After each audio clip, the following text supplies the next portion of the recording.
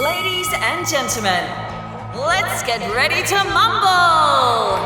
Introducing first, in the black corner, in his trademark office suit jacket tie, with a record of over 8,000 tax returns and 1,000 VAS statements lodged, standing 5'11" and weighing in at... He is the man with the tax plan, the sultan of spreadsheets, the baron of VAS statements, the king of ka-ching. Hailing from Ballarat, Victoria, Peter Angel! And in the white corner, sporting his struggling artist casuals, with a record of 1.5 feature-length films, 1 web series and numerous award-winning shorts, standing 5'10" and weighing in at... The Kubrick of Claptrap, the Mac Daddy of the MacGuffin, the Caesar of subtext, the champion of all things indie, the arrogant know-it-all Israeli bastard, now hailing from Melbourne, Victoria, the unpronounceable... How do you say this? Itai Guberman! Sit back and enjoy as they trade opinion jabs, fighting for their favourites and battling politely through the best and worst of... well, anything they see fit, really. The accountant versus the filmmaker. The financial consultant versus the artist. What can possibly go wrong? Tune in and find out on the Best and Worst podcast, where it ain't all black and white.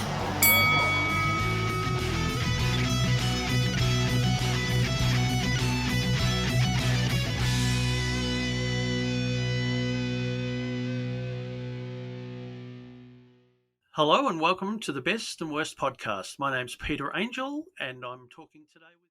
Hi everyone. Just a quick message to hopefully avoid any confusion and keep you all up to date. For those unaware, our Best and Worst podcast co-founder and co-host Peter Angel, whose voice you just heard welcoming you to the podcast, my close friend and business partner of almost 30 years, passed away in late March of this year.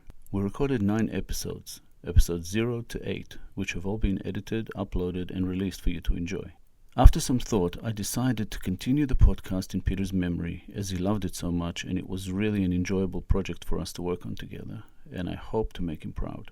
I decided to keep the podcast intro as is, at least for this season, and reassess at a later stage.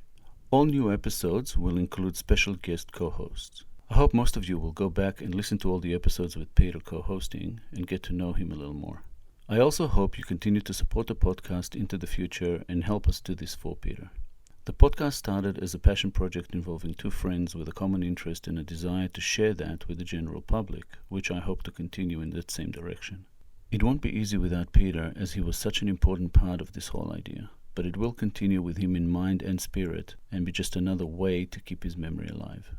Thanks for listening, and now on with the show.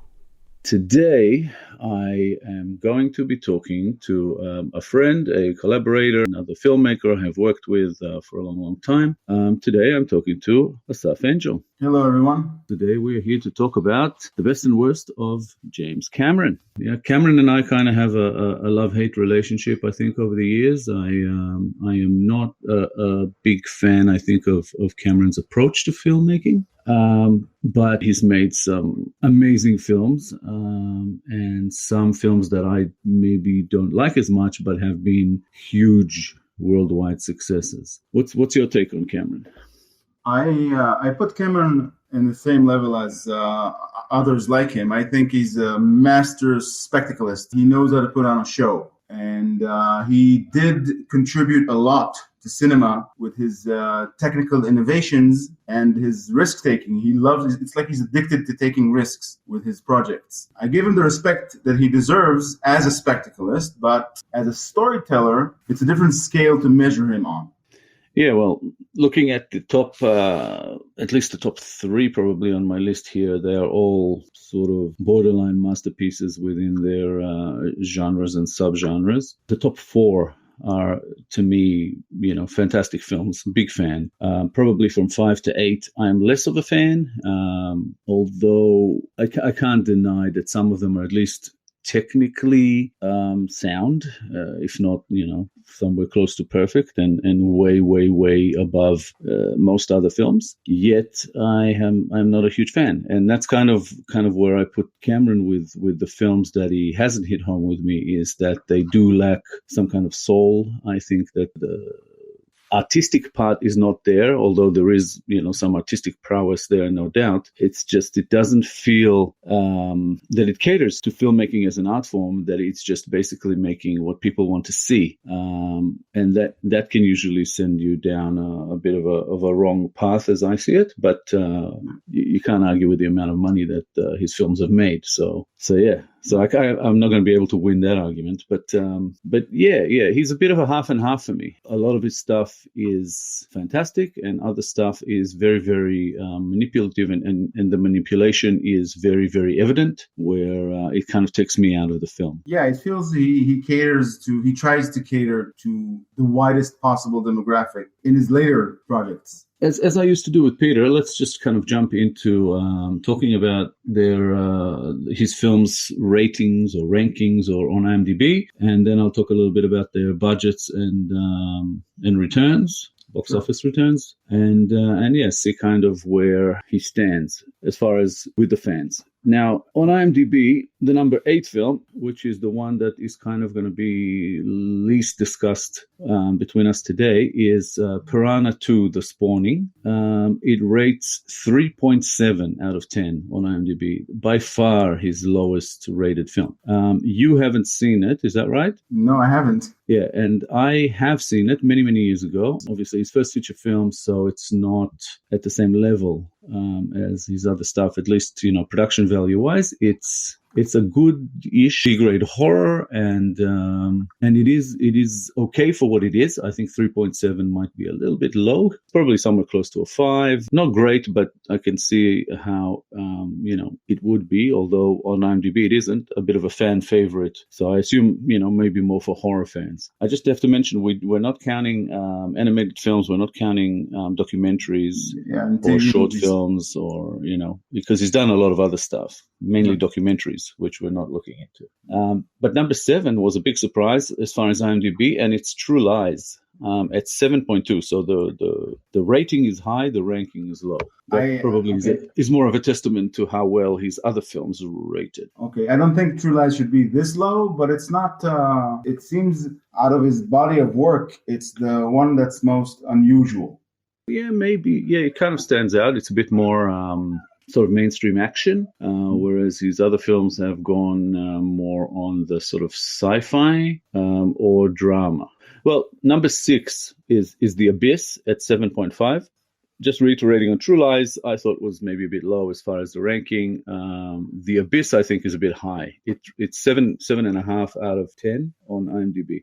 The Abyss, to me, is a bit average, a bit regular, kind of, I know a lot of people like it. It just didn't really hit home with me, even though, has a lot of my favorite actors and stuff like that, but no. Number 5, huge surprise in a way, is Titanic at 7.8. It's just, I know so many people love it, but I guess the haters brought the average down. Less surprisingly, it almost ties with Avatar, also at 7.8. So, we're going into fractions of decimals in there, but Avatar is number 4 on his list, and Titanic is number 5 on IMDb. Those are 2 of, maybe the top 3, or at least the top 5 most successful box office films of all time. Number 3, we have The Terminator with an even 8 out of 10. Mm-hmm. Number 2 is Aliens at 8.3. And number 1 is Terminator 2 Judgment Day at 8.5. Wow. I can't so much. I think I'm a little bit surprised, but I can't really argue with that. Again, they're all the 3 of those are between 8 and 8.5, and that's they're all great films. I agree. As far as their budgets and box office takings, Peter used to do this in some kind of a percentage thing, and I will probably stay away from that because I just don't want to make too many mistakes in calculating. But I found that online the numbers vary from different sources.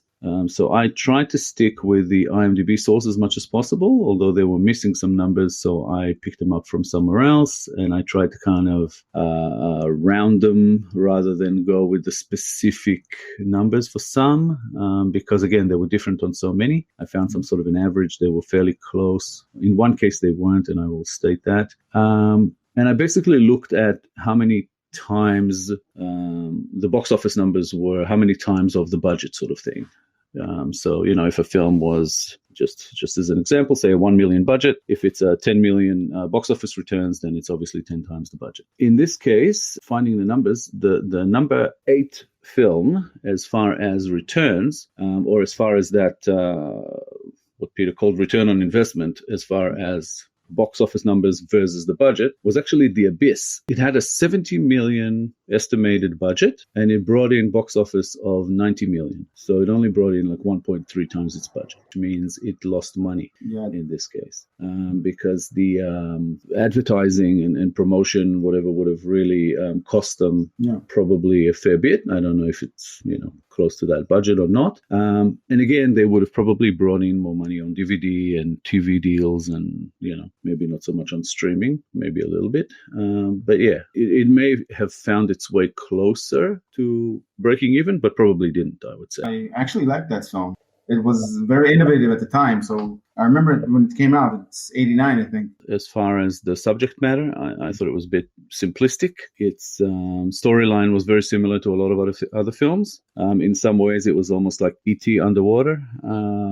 And it just didn't have a lot going for it, I thought, in the way of the plot. It was kind of very straightforward, and it kind of was very formulaic, the script, as far as what happens in the film. And I think that may have turned some people off. When I saw it originally, I found it a little bit boring, and I didn't understand why people loved it as much as they did it at the time. I rewatched it just a couple of nights ago, and still same reaction. Maybe that's why I'm surprised. I haven't watched it in many years, and I remember it as being a very fun watch. I remember liking the dynamics between the characters, which is the main reason why I'm surprised that it didn't have a big return. It was just very formulaic. I don't think there was like an amazing, really performance in there. Everything about it seemed formulaic. It has Ed Harris, who's one of my favorites, and Mary Elizabeth Mastrantonio, and Michael Biehn. Mm-hmm. And still, it's pretty average. 7 is True Lies. True Lies had a budget of 115 million. Wow. For the time, that would have been a bit high for a budget, but Cameron's films tend to be high budget. The box office returns, though, on True Lies were just under 380 million. So that's like 3.3 times its budget. Yeah, it made money. I remember it being funny. It's a funny film. Because it is kind of parodying, in a way, those kind of almost James Bond-like sort of action films. A lot of it was sitting on Schwarzenegger's character, because, again, he was this big, tough guy, but he was also a family man who had to kind of be a little bit afraid of his wife, I guess, at some points, as far as her finding out who he really is. So, I don't know. It was an interesting sort of element. If I'm not mistaken, I think it's actually kind of a remake of a French film. I think they're actually talking about remaking it again now, another American production. I think just a couple of days ago they came out with who's going to replace Schwarzenegger, and it's someone from the American version of Shameless. Okay. So I'm not sure about that, or if that's even going to go through, but I don't think they should remake it. I think this movie is still current enough, or at least, not even current enough, just current. It's just still very good. And I think it'll stand the test of time for a long time. But the most memorable scene from this one is, of course, the Jamie Lee Curtis strip dance, where she has to kind of seduce someone and she doesn't realize that it's her husband. And he drops the tape recorder. Because it's correct. Yeah, that's a very, very memorable scene. A lot of people do remember it. And also having Bill Paxton in the film was an interesting addition. Number 6, as far as returns on investment, with a budget of 102 million. So it actually cost less than True Lies, but the box office return was almost 521 million, so over 5 times its budget. Was Terminator 2 Judgment Day at number 6. Its return is higher than most films. It's probably number 3 as far as returns. But as far as return on investment, because it costs 100 million, it's 5 times, it puts it at number 6. And just above it is Piranha 2. And the reason why is Piranha 2 cost $146,000 to make. That makes estimated. Sense. And it brought in close to $1 million. So it's at least about 7 times its budget. Yeah, it's kind of a theme with Cameron, riding on existing franchises and making them better. Yeah, but not at less than 150,000 budget. Well, that's his lowest budget by far. But again, it's his first feature film. Number 4 on the list just above Piranha 2. It's even weird saying it. With a budget of only $18.5 million is Aliens. What? Did nobody get paid on that film? That's weird, isn't it? Especially considering that the other two cost so much and they were not so far as time difference between them. This was in 86. Yeah. And True Lies was 94. 94, yes. And Judgment Day was 91. It's very, very low. It's shoestring low compared to what the film is. Well, it's also comparing to other films. So it's like other films that have cost over 100 million. Where did the 80 million go? If you could make this for 18.5. Maybe used existing sets. I don't know, but I can't wrap my head around it. I think there must be some sort of mistake. Yeah. As I was collecting the information, I didn't really notice it. But now I do. And the strange thing is the only thing that I can put it down to is that a lot changed between 86 and about 90. Maybe between 1986 and 1990, something happened as far as how much studios were willing to spend on films, etc., etc. Because Aliens, which is Alien 2, was significantly more expensive looking than Alien. Yes. The budget for Alien was a lot less as well. So I don't know, maybe they just kind of kept the same thing going. When you go down the line and I'll hear the Terminator budget, which it's 84. But that's the film. I'll just say this. Let me just say this though: the budget for Alien, the first one, was 11 million. So I'm guessing they kind of went from there, and having it at 18.5, it's not quite double, but it's almost double. I think that's why it was where it was, and I think things changed considerably between 1986 and 1990, where all of a sudden they could afford more, and so they were given more. I'm guessing it's still weird because it's a different genre. It's a huge discrepancy. Yeah, massive. I'm kind of thinking about True Lies, and I can sort of understand it because of the locations and all the explosions and a lot of outdoor, considering a lot more characters as well. Mm-hmm. Whereas in Aliens, it was more contained as far as the number of characters. It was shot on set. Yeah, almost all. Yeah, so I think that's why the budget is so low. Could be. And I think a lot of it was done with practical effects at the time. Whereas the move to Terminator 2, for example, a lot of it was computerized and more costly back then. So that's pretty amazing. Albeit it's easier to believe that Alien was made for 11 million because it's a slow burn, and really compared to Aliens, nothing really happens there. Yeah.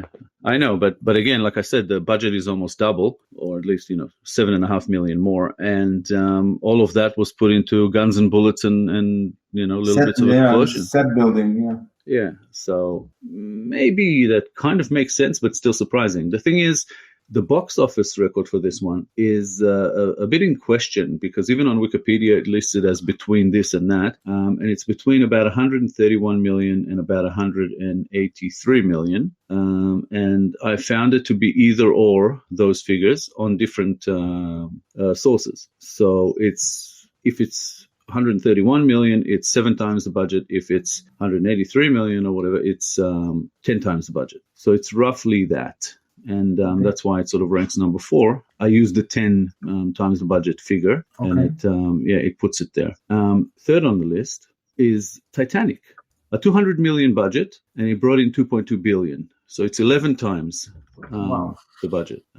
At the time, I remember it was probably the most expensive film ever made. It was for a very long time until, he decided to make another one.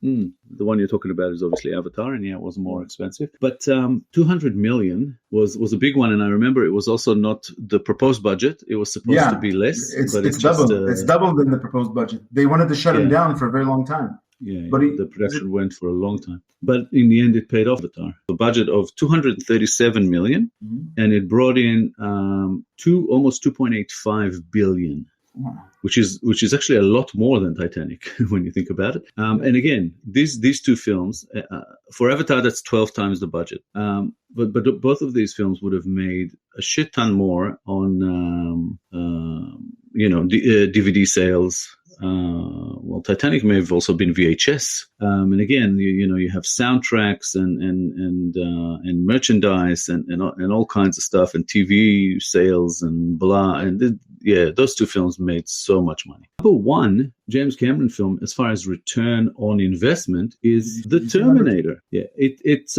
marginally more than Avatar as far as the return on investment. It made over 78 million in box office returns on a budget of 6.4 million. The Terminator was made on 6.4 million. Just a 6.4 million budget, which is 12.25 sort of times its budget. Puts it at number one. But again, obviously, box office returns, Avatar is by far number one, getting close to 3 billion. Titanic at 2.2 billion. No other film, I think, of his cracked the billion mark. I don't think anything's come close. I think the next one up is actually Terminator 2 at 521 million. Yep. So, there's a bit of a difference. And I think that's also why he's now working on Avatar 2, 3, 4, 5, 6. Yeah, I saw it. So I saw the list. That kind of wraps up, I guess, the whole returns and IMDb opinions or rankings, of people, which, as we can see, they're very, very different as far as, what brought in the money and what people liked more and all the rest of it. But let's see where we stand. I'll kick it off with my number 8 because you have not seen it, but it is Piranha 2 this morning. Because with Piranha 2, as I said before, it was kind of an okay film for what it's meant to be. You don't go into watching a film called Piranha 2 and expect, an Academy Award nominee. Yeah, where's Daniel Day-Lewis in it? I can't see him. Yeah, exactly. It's supposed to be sort of almost an exploitation type film, and it kind of is. It's very big rate. It's exactly what it's meant to be, and it does what it's meant to do. Let's go off to you now. You can kick off your list, which starts at number 7. Yeah, my number 7 is an unpopular opinion, I bet, with most audiences, is Avatar. Okay, Avatar for me is at number 5. It's not too far, but yeah. When I thought about how I'm going to rate Cameron's films, I thought about if you strip the technological advances and all the spectacle away from the story and you're left just with the story, Avatar is basically cowboys and Indians in space. Well, it's how I described it. I said dances with wolves in space. Yeah. Okay. So if I'm looking at what's important to me, story is king and character dynamics. It's not something that haven't been done before, and it certainly doesn't justify the amount of hype that this film received. Now, it's overrated, I would say as well. But again, I'm not taking that into consideration when I'm rating my films. I kind of have to rate it as I saw them as a film, not as what other people saw them, and put that, I don't take that into consideration. I just look at it as a film, standing on its own. For me, it was a little bit higher. I can understand how it was 7th for you, because again, like I'm saying, my 5, 6, 7 are actually fairly close. But for the film watching, viewing experience, and it made a huge move, I think, as well as with technology and animation in cinema. So it's actually a kind of a groundbreaking film. It's definitely a sort of a pioneering film, I guess. And also to do with 3D in cinema and everything. But again, look, I saw it, and while I thought it was okay and entertaining enough, I did not understand people's reaction to it. People went gaga, and I was like, okay, it's okay. It's not that great. Yes, neither did I. I mean, it's a different criteria. If you look at the technological advances that were invented to make this film, it's a different list, actually, if you want to call it that. If this podcast was about tech advances in film, then that's a different rating. Yeah, well, that's the thing. There is no right or wrong in this rating. It's a best and worst, but it's really a favorite list. So, if Avatar is your 7th favorite, or the least favorite, really, that's fine. It is what it is. For me, I sort of looked at it, like I said, as a film itself and the production value and everything. I still found the technology to be far from perfect at the time, and people, I think, were happy with it because it was, quite a strong move in the direction of perfecting this technology. Yeah. But it wasn't there yet, and it felt very experimental to me, yes. And like it hasn't hit the mark yet. Yeah. It's a fun film. Yes, It's not great by any means. I would probably rate it out of 10 somewhere between maybe a 6.5 and a 7. I would really struggle to get it to 7. Still, definitely an above average film. Yeah.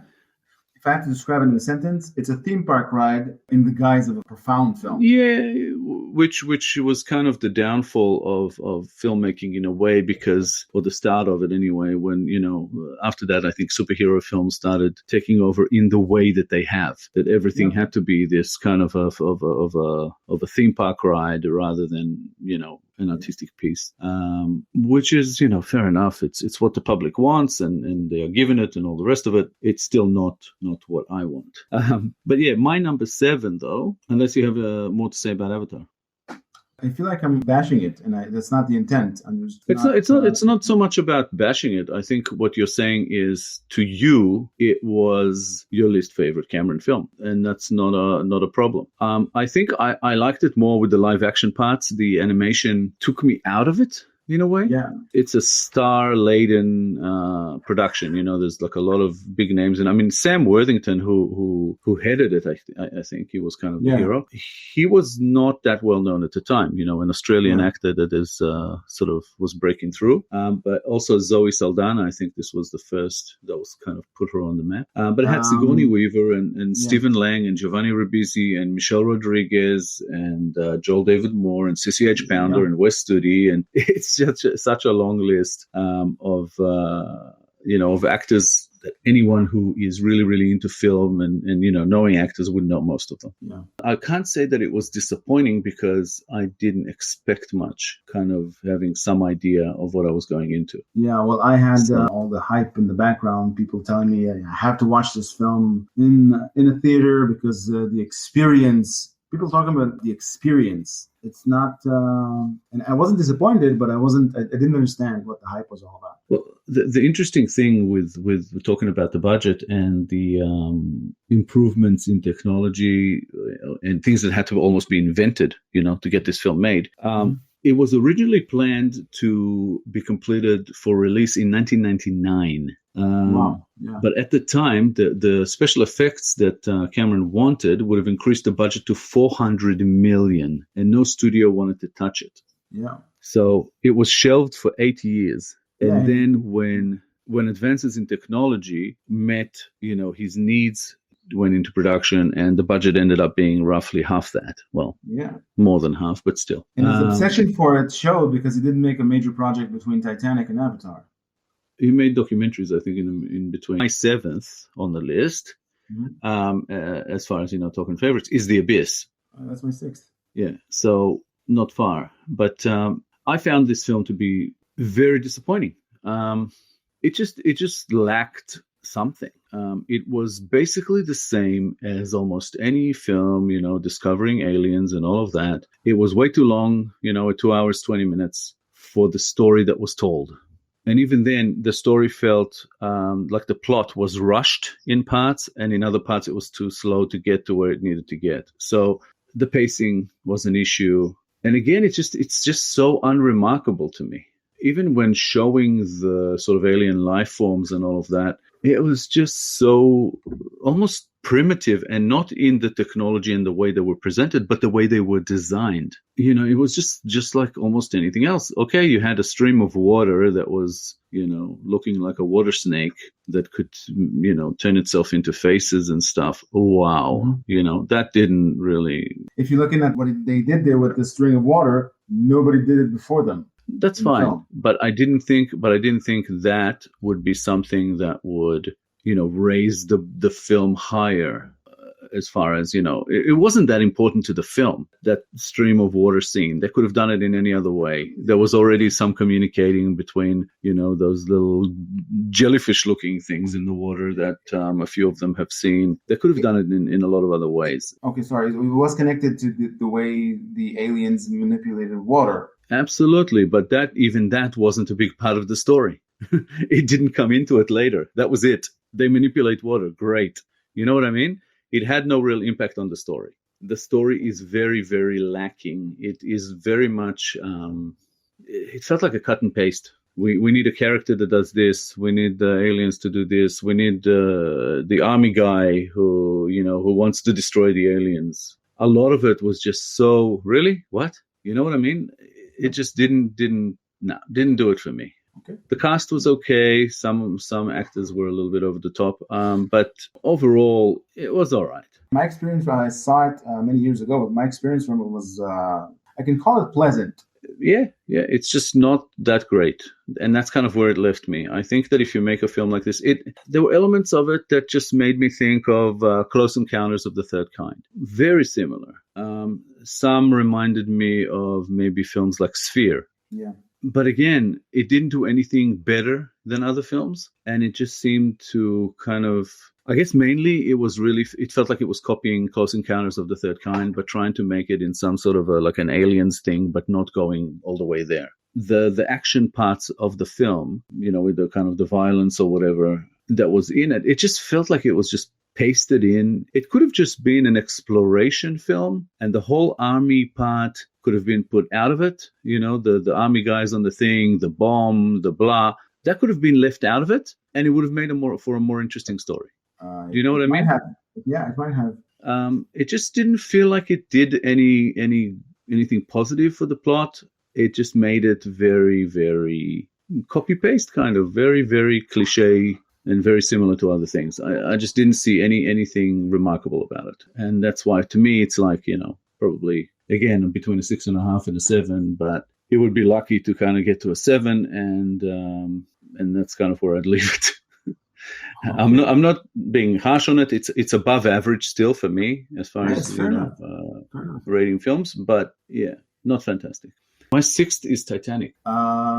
If you're 6th, then it's my 5th. My 5th is Titanic as well. Titanic, to me, is very similarly to Avatar, is great production value. The acting is reasonable. Everything about it as a film is okay. The plot line, not fantastic. No. And the reception that it had, to me, was, again, exaggerated as how far people went in liking it, and the fact that it swept the Oscars made me feel ill at times. Again, because of the films that it beat, I just could not believe it. I thought it was just a terrible day for the Oscars. It actually made me lose interest in the Oscars. Yeah. And I thought it was extremely long, for one. And I struggled to stay with it. On the whole, I found it a bit boring. And yeah, an extremely, extremely overrated film. But again, I can't fault it too much overall as a film. The production value was pretty decent. Yeah, it would still sit at that 6.5 to 7 sort of range for me as well.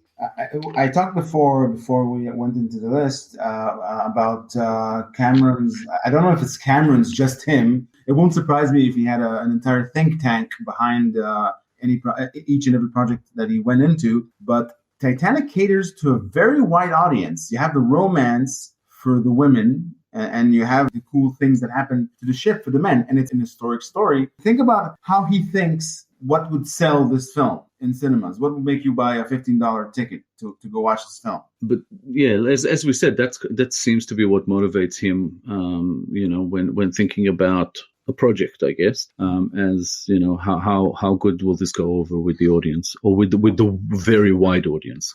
Yeah.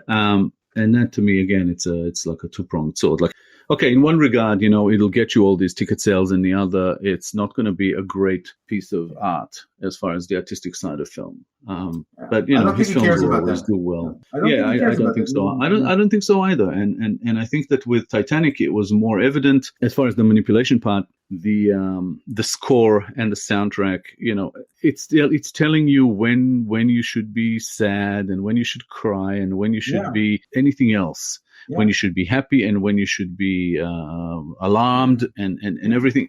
Too much. It was just too manipulative, telling me how to respond, and I don't like that in film. I like to make up my own mind. It's telling you shut your What's brain that? off and shut your brain off and enjoy the show. That's what it's telling you. Yeah, but even then, to shut your brain off and enjoy the show, you should still make up your own mind rather than be told that this is a good film. It feels like this film is telling me, look how good this film is, and it worked on so many people, and that's upsetting, but it is what it is. And again, I think he's sort of a master of his craft, Yes. technically, and he is a very, very manipulative filmmaker, but he knows what he's doing, and it works. Yeah, It rarely works on me. By the end of the film, I think I was throwing popcorn at the screen, because that whole thing, there was room for more than one person on that plank, and he could have easily survived. Yeah, and it I was was like gonna he was say. making a romantic gesture, and she accepted it. It's like, yes, you will die for me now. You look at the story structure, what led on to Jack's death. He couldn't kill him. He knew that he had to kill Jack for the story to work the way he wanted it to, but he couldn't kill him fast. He needed Jack to die slowly so he can say goodbye. So you couldn't have a rotor chop off his head and bye, Jack, where's your head? You couldn't do something like that. And it felt very, very melodramatic. It felt forced, and it's the only one, I think, of Cameron's films that I've seen that I felt kind of annoyed at the theater. I felt annoyed because it was stupid. Well, he survived such close calls throughout his horrifying experience, and then he dies because of hypothermia. That's just stupid. To me, it was also at a time when Leonardo DiCaprio was not ready to be a leading man, as far as I was concerned. As far as man, he was fine if you wanted, your character was a boy that needed to lead a film, like, say, I don't know, Basketball Diaries or something else he was in. What's Eating Gilbert Grape? I guess he wasn't the lead. I think him to be a man desired by a woman, Kate Winslet, and to be that hero, it just didn't work for me. I just don't see it. He was just too much like a boy. He was a very sort of serviceable actor, and I think he did his best and all the rest of it. But whenever people asked me, like, who was your favorite character in Titanic? And I went, Billy Zane. Yeah, mine too. Every time. Mine too. Yeah. Every time. It was like, they were like, really? But this and this. And I'm like, yeah, so what? He was the most convincing, the most believable. Yeah. And, he has this charisma about him. Yeah. I have a child that DiCaprio doesn't, or at least not then. I watched DiCaprio today, and that's why I think he's so impressive to me now, because he's everything that he wasn't then. He's a much better actor. He's understated. He's not melodramatic, and he can lead a film, no problem. You can see him struggling to bring something to the character that would work for you as the resourceful guy who takes care of business to save his woman. but again, a lot of it is not his fault, because again, it was the way the character was scripted, and I think that melodramatic nature of those scenes, he had to act them the way they needed to be acted, and sometimes it just came across as annoying. Same with Kate Winslet, I think, and I think she's an awesome actress. One of the best actresses, I would say, around for a long time. And in this film, I don't know. I think that's the reason also why Avatar was a bit more likable as a film for me. I just enjoyed it a little bit more because I think I didn't have as many moments that I was like, this is too unbelievable. I can't, my suspension of disbelief is out the window. I was like, what did we need this in for? Why is it so long?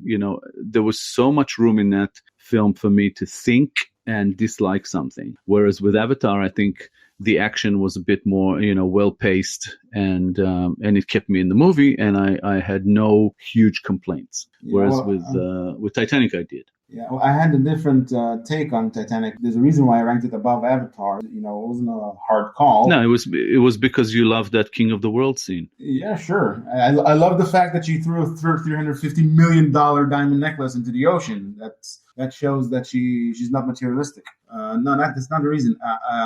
I remember when I saw the behind the scenes, I was very much impressed, not because of the technological advances, not because of that specifically, but because they jumped into this production, Cameron and his team, and you could see that they weren't sure how they're going to come out of it. I remember one specific topic that they talked about. Up until the later stages of post-production, they still didn't know how to make digital water in a film that happens in water. Yeah, it was shot in like this massive pool. Yeah, it was impressive to me that I can't say any bad words here, but it was impressive to me the courage. I want to use a different word for that. the courage that Cameron had jumping into this project and conquering all these, different milestones.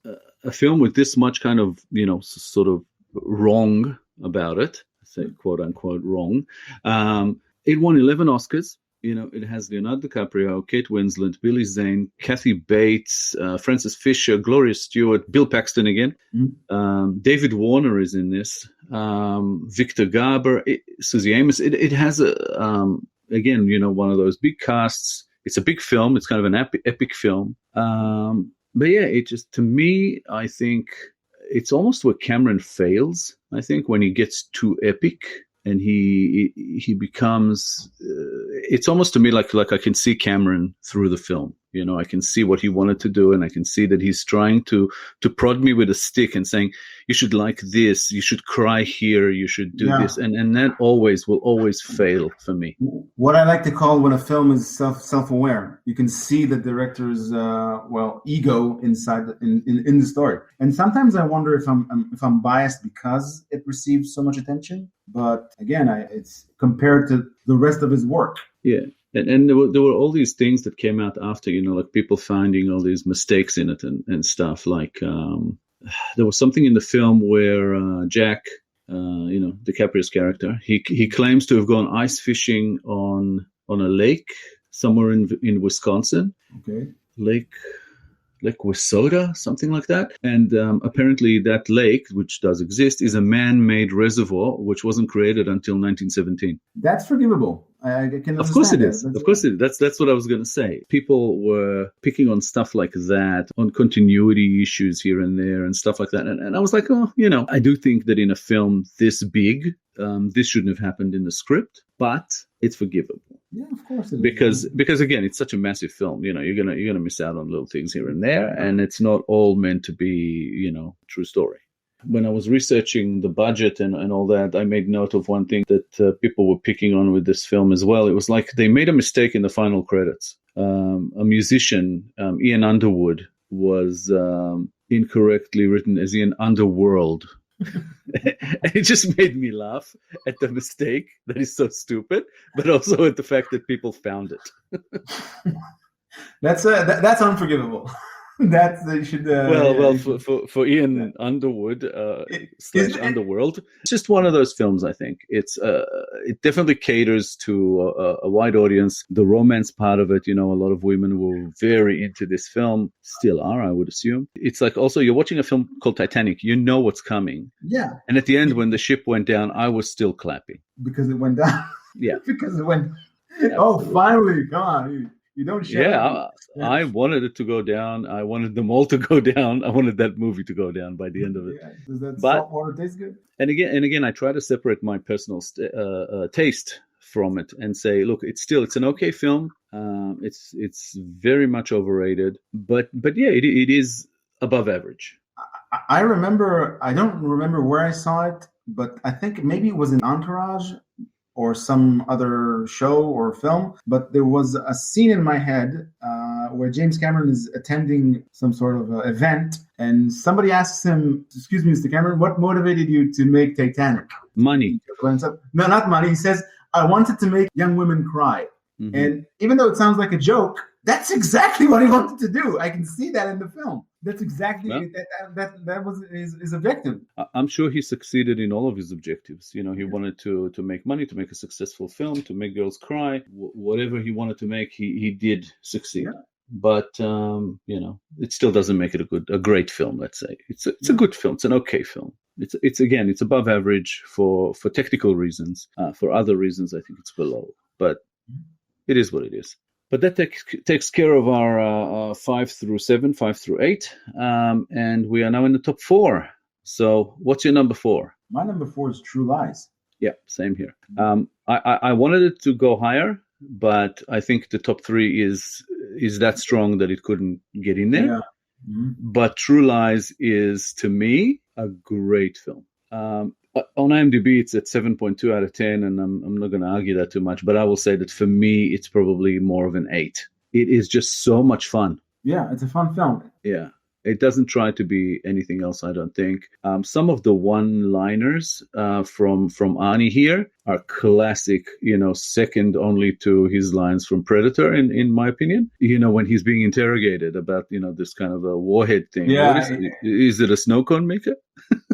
Yeah, I love the scene where he tells that they injected him with sodium pentothal, the truth serum, and he tells his abductor what he's going to do to him once he gets out of his restraints.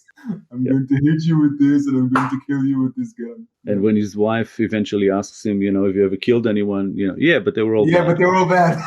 It's a very, very fun and funny, and a lot of the funny here also comes from Schwarzenegger. I mean, they had Tom Arnold there, who was supposed to be the comic relief, and he does a great job, I think. But Ani is really funny in this, and so is Jamie Lee Curtis. Yeah, she is, and she reminded the world back then that she was still sexy. She was maybe the sexiest she's been, I think, in this film. But I found her character goes through a bit of a change. Mm-hmm. From the sort of boring housewife kind of person, almost like the kind of a librarian character. She goes and becomes this kick-ass, spy. Not spy. Yeah. It doesn't matter, but this woman who just, kicks ass. And I found her to be very annoying as the housewife. Once she starts kicking ass, to me, she was like, awesome. Again, Bill Paxton is in this. Yeah. So he seems to really, really come back in a lot of his films. Also Tia Carrere, Art Malik, Eliza Dushku, who's a bit of a favorite of mine, and Grant Heslov. Just it's got a decent cast. It is a lot of fun, and it's just really, really well done. I thought it's better than most Schwarzenegger films. So it would also rate probably in Schwarzenegger my Schwarzenegger top 5 or whatever list. But just a really, really great, really, really funny film. And I felt bad that I couldn't fit it into my top 3. But we'll go into our top 3 now, and everybody can see exactly why. Yeah. So what's your number 3? My number 3 is Terminator. The Terminator. Okay, my number 3 is Terminator 2. That's not surprising, but go ahead. Why? I loved it. That's why. I think it's a great film. I think that the things that kind of let it down a little bit when compared to the Terminator is the fact that it's less dark. It's a little bit more catering to mainstream in the way it looks and the way it sounds. There are moments in it for comic relief that kind of feel like they're pressing a little bit too hard. Yeah, okay. And to me, it was mostly about the characters. And the characters were, especially if I'm comparing it to the Terminator, again, to me, always an original film gets more credit than a sequel or a remake or whatever. But in this case, a sequel. And I think I just preferred Bad Arnie, him being the villain rather than, what they made him to be here. But again, he did a great job in becoming good and all the rest of it. Linda Hamilton's character, though, probably much better in Terminator 2. But I'm saying that's what makes it such a good film for me, is Linda Hamilton. And I found Eddie Furlong to be annoying in this. Not him, the character. The character, yeah. And I think it hurt the film a little bit for me. Look, I still think this film is like an 8.5 out of 10. So I love it. Don't get me wrong. But when it came to a top 3, I was really kind of struggling with them, and I had to find reasons for something to go down the list. Yep. And I really, really struggled, even more so with the top 2. But it's a great film. Arnie, Linda Hamilton, Furlong, Robert Patrick, Joe Morton. It has Xander Berkeley in it. It's actually not as star-studded, I guess, as their other films. But Robert Patrick did a fantastic job in this and really sort of elevated the film even a little bit, more. He trained for weeks and even months to shoot a gun without blinking, because a machine isn't supposed to blink when it shoots a gun. Yeah, not only that, I think part of his training that he did for the film, he practiced breathing only through his nose, because he wanted to be able to appear sort of robotic and not showing any fatigue. Yeah, because there's a lot of running that he does in this. yeah, a lot. There was a story that he trained so hard, he was so fit that he was actually able to catch up with Edward Furlong on the dirt bike. So Yeah, he I had to remember slow that. down. He had to slow down to appear that he's not catching up to it. Yeah, I remember that. They did quite a few takes until they got it right. Hmm. The reason why I won't say it right now, but you can guess that I ranked Terminator 2 above Terminator because Terminator is my third. Yeah, obviously. Yeah. The story in Terminator 2, I found it in the characters themselves. They were deeper. It's like Cameron dealt with the question: what would it be like if a machine tried to learn how to be human and not quite succeed or partially succeed? But I think that's the difference between the two films. I think that the Terminator 2 relies more heavily on the characters, whereas Terminator 1 had that whole premise to it. That whole post-apocalyptic, well, not post-apocalyptic, pre-apocalyptic and post-apocalyptic, I guess. Yeah. And as it is all coming, it's this prediction. It's taking Sarah Connor from a normal, life into what she had to go, and become, which only really comes out in the second film, and there's only hints to it in the first. When it comes to characters, I just loved Michael Biehn's character. So, and again, I want to say there's something darker about the first film. I'm saying in the feel of it, you know what I mean? It just felt more like a film that I like.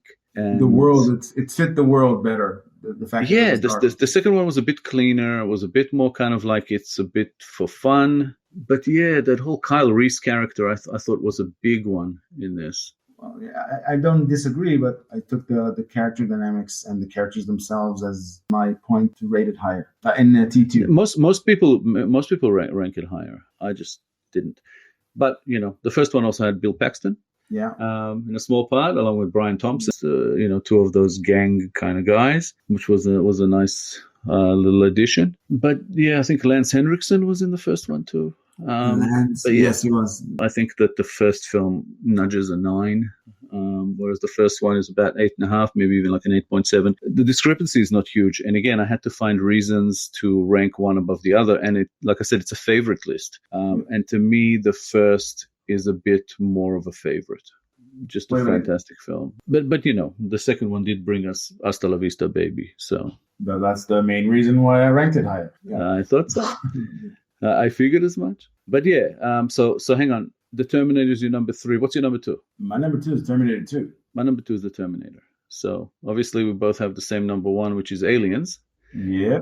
And this was for me a struggle. I went back and forth a few times with the Terminator and Aliens. And I ended up with Aliens for a few reasons.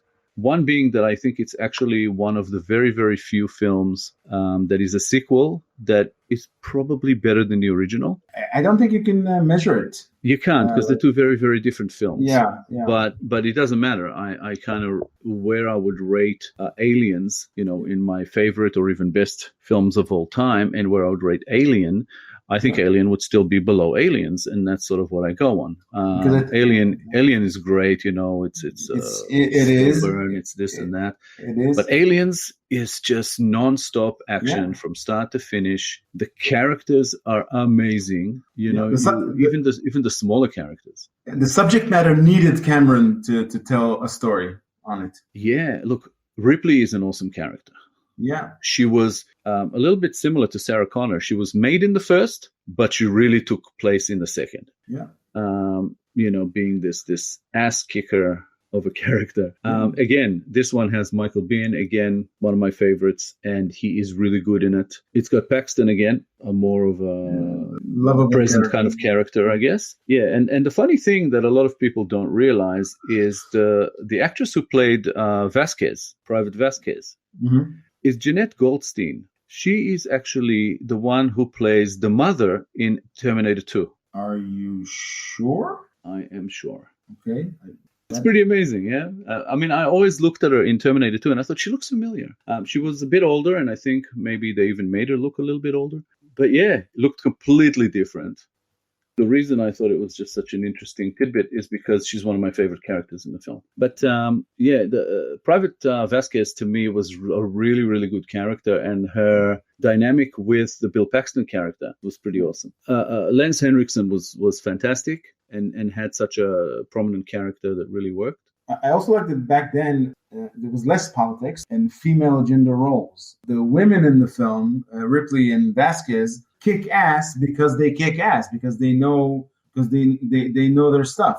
They don't kick ass because they're women. They kick ass because they're professionals. And it differs from films that are made now, where women are awesome just because they're women in films. They're trying to put a feminist spin on female characters in more contemporary films.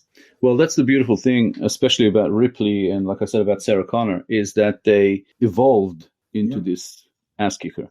Yeah, they paid their dues. You can see that they're comfortable with being in that kind of environment because you can feel how tough they are because they're tough. Not because they're women and they should be, and you should accept them. But with Vasquez, it's interesting because you do feel that she is aware that in some ways, she might be seen as inferior, to the guys in the group, and she tries to make up for that.